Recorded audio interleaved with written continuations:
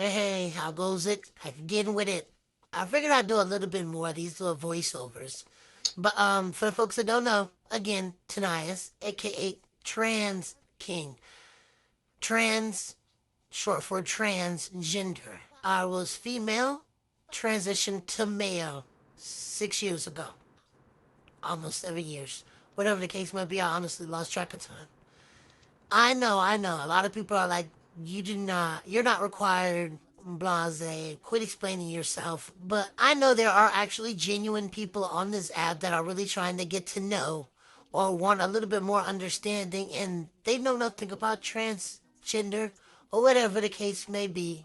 So, again, for the folks that are only under the impression that there are men that transition to women, no, there are also females that transition to males. Everybody's transition is different.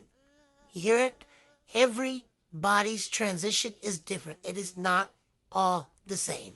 Some battle with different dysphorias than others. Some don't battle with any bit of dysphoria.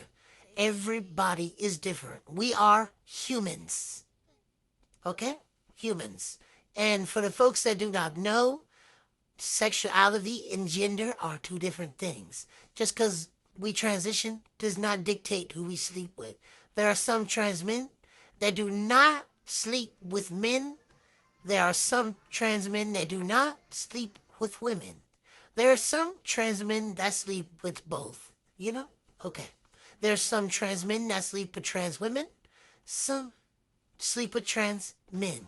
Or whatever the case may be. Again, our transition does not dictate who we sleep with. But, anyways, to answer this, I really don't see what's wrong with the baby. A lot of people are under the impression that we are just some corrupt pedophiles, whatever the case may be. Like, they've got this really effed up narrative painted about us, and it's kind of sad. They, I guess, are under the impression that when we transition, we shouldn't be allowed to have kids, or we're going to corrupt the kids because we've transitioned, or we're going to make a whole bunch of gay kids because we've transitioned, or we force them to be this and be that, when in all reality, it's what y'all call the normal households that force these kids to be something that they're not. If we don't live up to their expectations as to what they want us to be, then we're against their what they call normal, and they disown us.